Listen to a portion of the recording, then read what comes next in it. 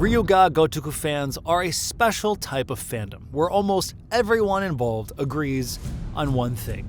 Yakuza 0 is the best starting point in the Like a Dragon Yakuza series. It's rare that someone disagrees that Yakuza 0 is one of the best titles in the entire franchise, and still one of the best games the studio has made. Even after 8 mainline titles, Yakuza Kiwami through Like a Dragon Infinite Wealth, there is simply no game in the series that catches the same feel as Yakuza 0.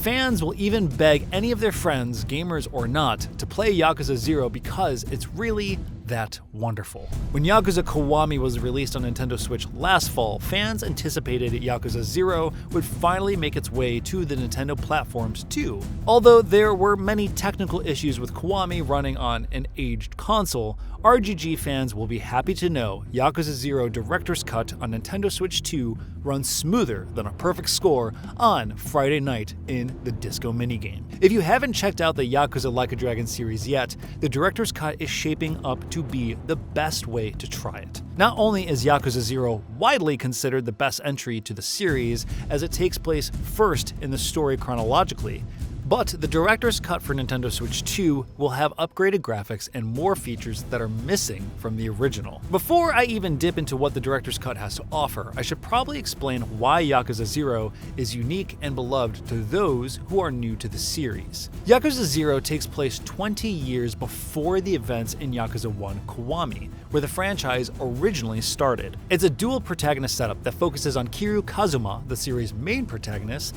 and Goru Majima, one of the most popular characters in the series. The story chapters transition between the two characters, who each have different quests, fighting styles, mini-games, and are located in 2 separate fictional, but based on real life, cities in Japan. This was the first time I played Yakuza 0 since I beat it, and all my feelings came back. There's just something about that Japanese bubble area and the neon aesthetic that is oddly comforting and nostalgic. The soft glow of the city, the trashed alleyways, the colorful fashion. You can almost smell the cigarette smoke while you run through Kamurocho. Getting to demo the new Director's Cut had me excited to play it all over again. Yakuza 0 brilliantly balances its goofy sub-stories and side content with a serious, traumatic plot without ever making either of the two feel completely out of place. It blew my mind how well this game focuses on 2 protagonists, and how all the events that happened throughout both Kiryu and Majima's arcs ended with such a satisfying payoff, the heartfelt honor to its future titles. Our short demo started in Chapter 3, just after Majima's iconic character introduction cutscene where you get to play as him for the first time, exploring Sotenbori. There wasn't much change in the gameplay compared to the original, but the graphics were sharp and performance was smooth, making the experience easy to adapt to on the new Nintendo Switch 2 controller. We got to explore the area in the newly added English dub. Matthew Mercer returns as Majima again, so of course the first thing I did was check out his rendition of 24-Hour Cinderella in the karaoke minigame, which was awesome. Oh, my princess, I love you. You know that it's By the way, it was a little odd getting used to hearing young Majima in the English dub, but Mercer nailed the voice and attitude of the youthful gangster. A couple other voice actors are returning for dub too. Yang Ya comes back as Kiryu. Are you finished talking yet? And David Hayter returns as the voice of the Osamu Kashiwagi.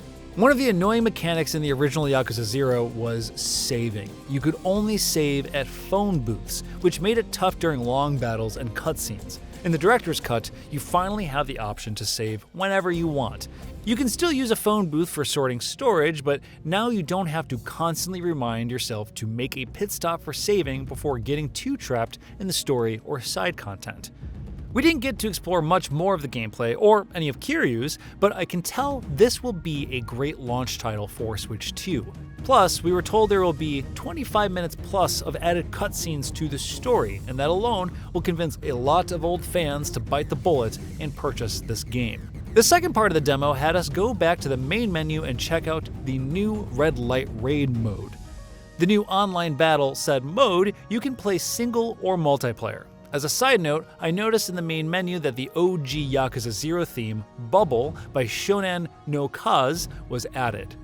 Originally, it wasn't licensed for the US release, so that was pretty cool. The Red Light Raid mode had 6 challenges, all being raids where you battle waves of enemies and bosses to collect money to unlock more characters. Most of the characters are all various NPCs and enemies you meet throughout the game, so it was fun building teams of random misfits and terrifying bosses. You can choose one fighting style for each raid, so it's great practice for new heat moves and combos, even though all I did was pick Kiryu's beast mode and throw motorcycles at every enemy. The challenges end up getting more tough, which makes it very compelling quickly. I've always felt that Yakuza's beat-em-up combat gets a little too easy, so having something like this feels like a true challenge. I'm sure I will spend way too many hours on this while Nishiki is waiting in a karaoke bar for me somewhere. Overall, Yakuza Zero Director's Cut offered a lot more new features than I expected, on top of being an already fantastic game. The upgraded gameplay, added cutscenes, and online mode should be a great experience for new and old fans alike, and very excited to see Nintendo fans' love grow for our Yakuza boys. I can already see RGG's fandom expanding with this release, and can't wait to relive those young Kiryu and Majima days myself.